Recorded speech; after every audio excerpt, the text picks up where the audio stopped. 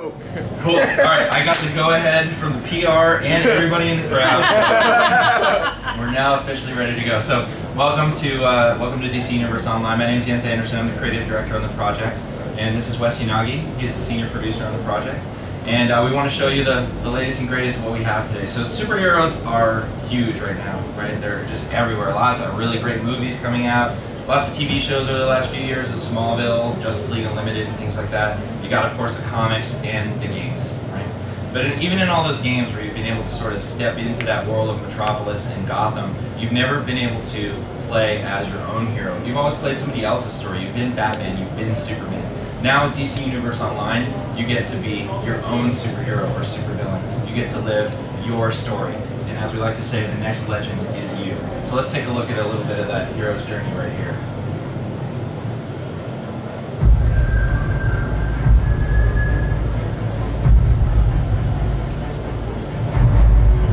I wasn't born on Krypton.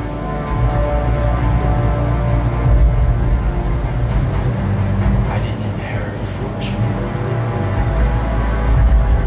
And I've never seen the inside of an asylum.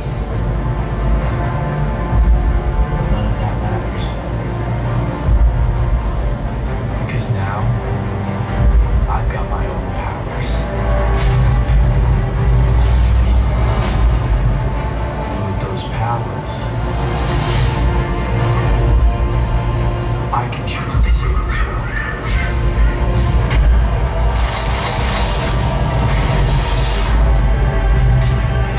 Or enslave it. Give up! We have you surrounded! Where'd he go? Side by side with the universe's greatest heroes.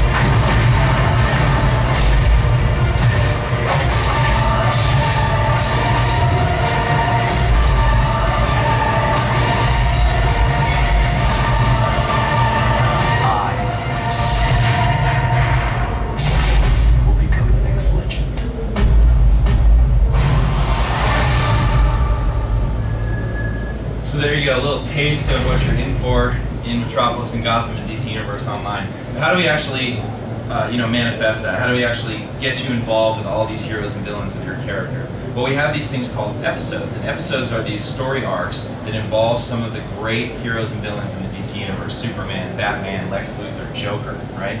In this particular one we're going to show you today, this episode takes place in Gotham City, in a place called Amusement Mile. It's this run-down, derelict amusement park. And Joker and Harley are holed up in here, and they've been launching laughing gas into the city, so the cops have moved in. Batman sent Robin in and he's been captured. So it's my job now to go in and save Robin and take down Harley as I enter the funhouse. The first part of that episode takes place in Amusement Mile, in a shared space where you're going to see lots of other players running around, also taking part in the story, both hero and villain. Then you're going to go into we call these playrooms, which are sort of these endpoints to each of these episodes, and you get a more personal experience with the iconics in here. So this is Wes's character. I'm going to talk a little bit about what makes up a hero or a villain in DC Universe Online. The first part is your weapon. So let's go in here and show a little bit about the combat here with your weapon. Wes has a sword, which is a one-handed weapon, and it lets him do all these various combos. You can see here he actually juggled a guy up in the air, followed it up with some more attacks. He can knock guys down to the ground, he can push them back, or just launch a huge flurry of attacks in front of the beasts. This is all based on the style the weapon has. It's called our combo. Basically it's our combo system. You can see right there he's doing a big move. If you choose a different weapon, unlike sword, like maybe you want to be like Green Arrow, so you choose a bow. It's a ranged weapon, and it has all different kinds of combos with different sorts of juggles and abilities that go into it. The combos are really easy to access. They're just at a push of a button with different combinations of presses and holds. But the world is your weapon too. I noticed some of those presents exploded, so he's actually picking one of those presents up and now throwing it at the Joker guys and giving them a taste of their own medicine. And it's interesting because now you can see the battlefield changing here. That started off with chain reaction with all the other objects that are in the room.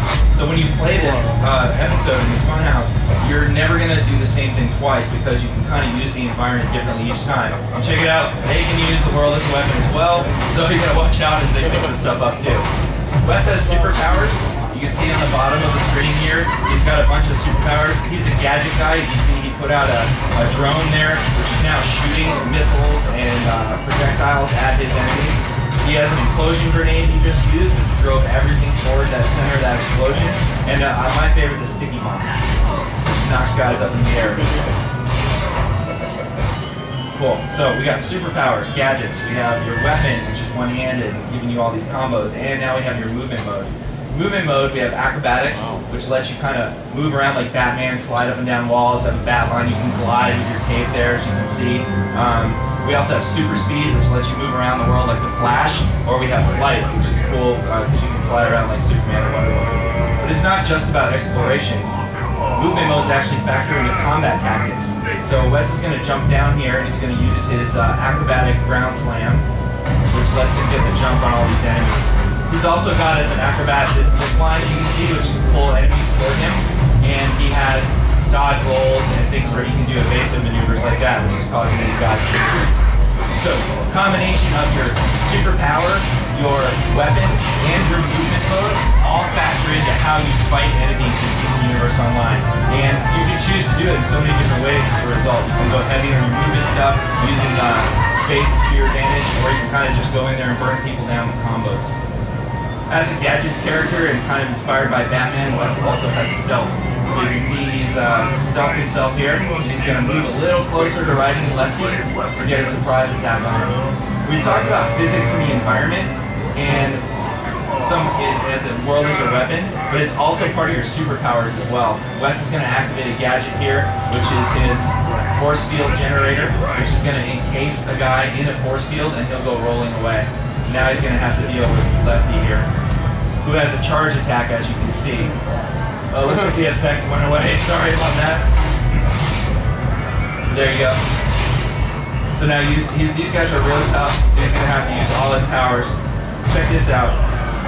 He got knocked back really hard there. Put him in the bubble and use him as a weapon against your buddy. Watch this, guys. You can actually improvise weapons here. Yeah? Oh, he resisted it. Alright, we'll burn him down. We'll let him kill you.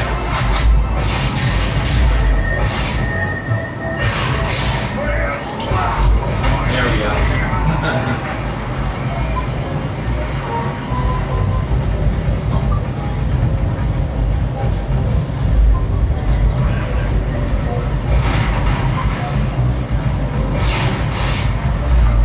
Take care of Righty and Lefty here. So we're approaching the end of the fun house. We're going to see if we can't find Harley and rescue Robin. I could show you the formula, but then I'd have to kill you. Well, actually, I'm going to kill you anyway, but you get the idea. Each of our episodes ends in a boss fight where you get to take on the iconic character that's sort of been a major part of the story. Sometimes you even get to fight alongside various people. Like Robin's here, but unfortunately fighting alongside him means going over to his tied up body at that point, so we're just going to take care of Harley. She has some really cool attacks. Our bosses go into these really cool boss fight mechanics. You can see right here, she's in this crazy hammer smashing mode. She doesn't care, friend or foe, she's smashing everybody around her. She's very Harley Quinn.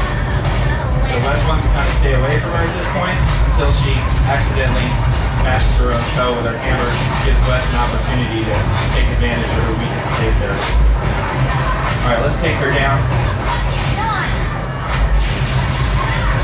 Nice. Alright.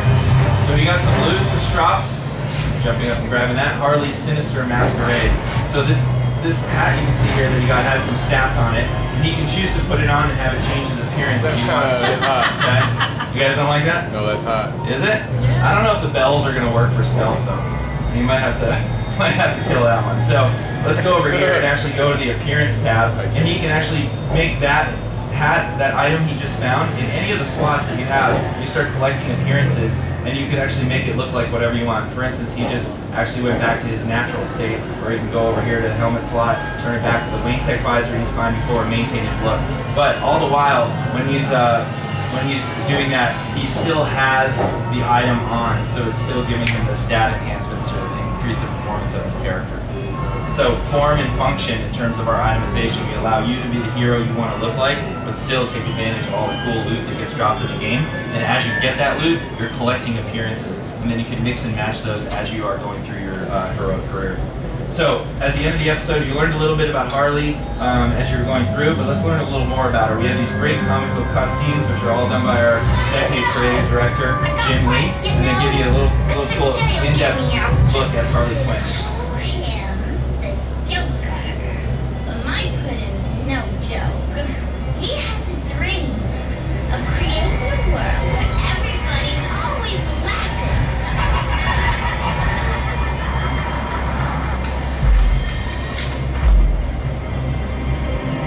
A whole world just fit to explode.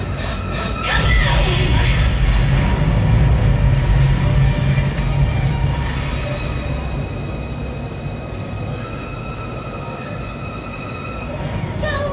I'm crazy. But are we all a little crazy? Crazy in love.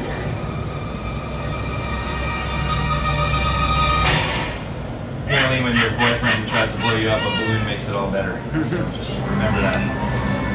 So let's rescue Robin and finish off this adventure here.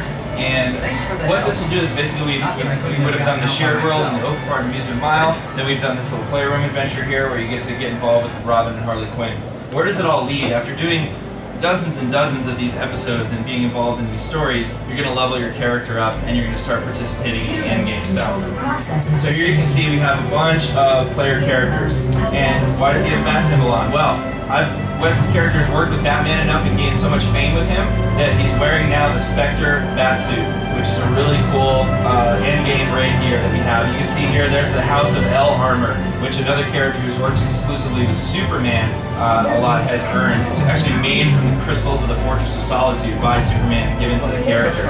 You can see the Wonder Woman one over here, the Amazonian battle armor that she has on. Plastic pan over there. There you go. So really cool stuff that you can get as you go forward in the game that'll help you out in this PvP alert. So we're in Australia right now. This is one of the endgame mechanics that we have, PvP matches. This is capture and hold. Star Labs has set up a base here and they're mining kryptonite and they're trying to refine it, which is never really a good idea. So villains have come and they're trying to raid this facility and the heroes have been called in to stop it. So we get some player-on-player action here. Each of these control points has to have these cool mechanics. This one has an EMP device. So Wes is going to activate it. You can see the enemies down in here underneath him in the control point. They're going to get encased and zapped away from the control point itself. Now he can go down and try and capture it with his friends. So here's your advantage. Wrong side. Oh, no, you're right. Okay, there you go. So let's get some PvP going here, and we'll turn down the volume and let you guys ask some questions. So, what's the initial player cap or level cap for players? We haven't announced a level cap yet, so we'll be announcing that soon, but we don't have that right now. Probably 50. What's that? Probably 50. I mean, what we're doing is we basically have our content is very dedicated to telling a lot of stories and having the characters earn a lot of feats. So we want to maintain that quality all the way throughout, and then whatever you know, cap that is at launch, that's what it is based on the quality, not just the number. So we haven't figured that number out yet. It's based on skill trees and the powers you acquire. And what about cross-platform, PC, PS3? It'll be on PC and PS3, but they won't be on the same servers together. They will be exclusive servers. Why do you choose to do that? Why do we choose to do that? Yeah. There's a lot of reasons for choosing to do that. One of which is just to make sure that the balance of the game between controller and PC, you know, and the mouse keyboard is there. And also, there's business model decisions that go into that have to do with Sony's how they handle their subscriptions. So Ultimately, I think we really want to make sure that we have the best experience for the players, right? And so everything from communication to the way they get into the game, the way the voice controls chat go, and versus everything typing. like that, all the balancing and all that stuff. We want to make sure it's really solid. Will we be able to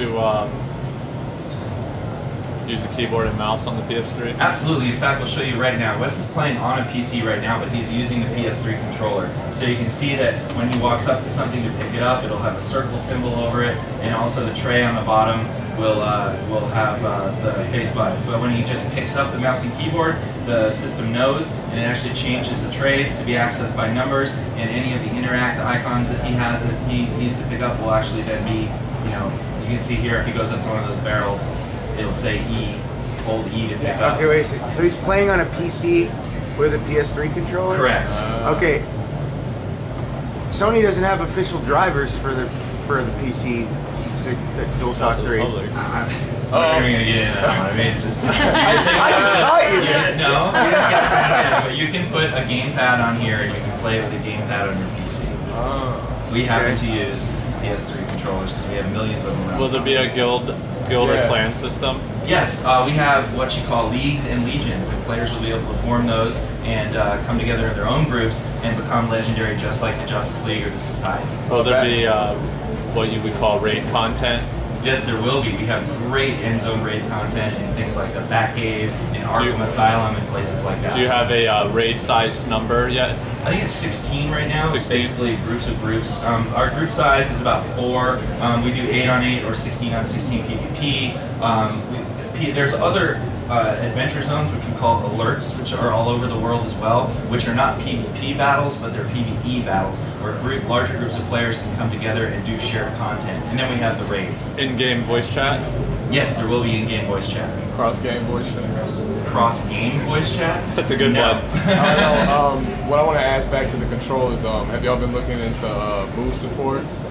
Sorry? Move support. Move support? Yeah, PlayStation Move. Oh, no, not at this time. No, I mean, we've been in development for quite some time, and our ship has sailed in terms of what technology we're supporting and that kind of stuff. Well, I don't know about in the future, but... Extreme graphics between the PS3 and the PC, will they be identical, or can we expect that the PC will be more than... I think you should go out and check it out after we're done here and compare the two. You can compare and contrast both the performance and the look of the graphics.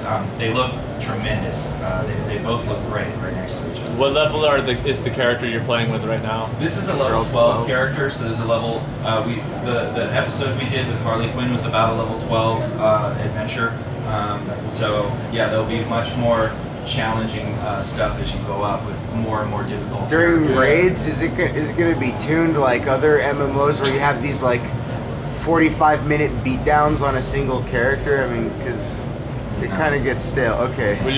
Will you be able to show us? What we do is we're not about sitting there pounding on the dragon for 20 minutes. Yeah.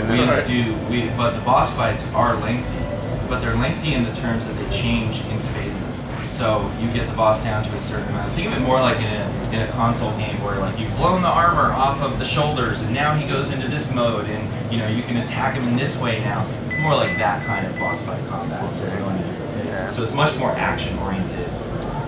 Good. Do you plan on doing anything with microtransactions? Sorry, what? Do you plan on doing anything with microtransactions? Yes, we will have microtransactions. Okay, will that be like costume pieces or? It's a variety of things. Costume pieces, consumables. Wes, do you want to go into that with the station? Yeah, I mean, there's basically going to be just a lot of Now, will there be a free-to-play model for this, or will it be microtransactions on top of a subscription? It's a subscription. Okay. Yeah, $14.99 a month. But what we'll be doing is we'll be releasing updates, usually on a quarterly basis, which will have new content in the game, and then we'll have expansions as well. So being a live game, we'll launch with the initial content we have, and then we'll be supporting it and making all new content. So users will be paying for content and not just stuff to have in the game. Correct. Okay. Wait, there's a subscription service for the PS3 as well? Or it's $14.99 on PS3 also? It's $14.99. What if you have PlayStation Plus? Yeah. What's that? PlayStation Plus. Wes? Yeah, we haven't worked out the details on that yet. Okay. But there are possibilities for that. Okay. There's possibilities for a subscription discount or inclusion? Yeah, like I said, we haven't worked out the details. Okay. Any other questions? Can you show us some character creation? No. People are showing that at We have a few more shows that we have to kind of... Yeah. We will be showing that soon. Can we get into beta? Yeah. When can we expect I don't know. it? Can you? Can I?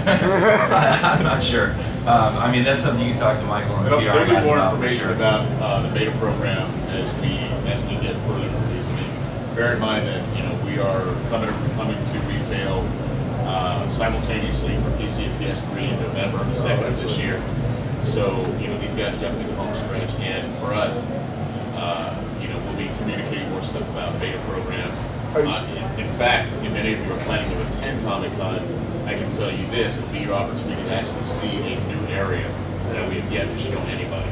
Are you still in-house testing, or is there? We're still in-house and friends and family testing right now. Okay. Yeah. So, but at this point, I think that based on what Jens and Wes have shown you thus far, we're delivering an MMO, an online action experience that is more in tune with what your expectations are as console gamers.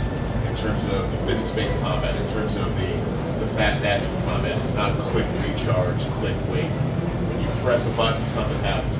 As much as Wes and I and Jens can talk about that, I think the best representation is to get you on some stations and get you some hands-on time. So excellent, thank you. All right, thank you guys. Appreciate it. Go out and check it out.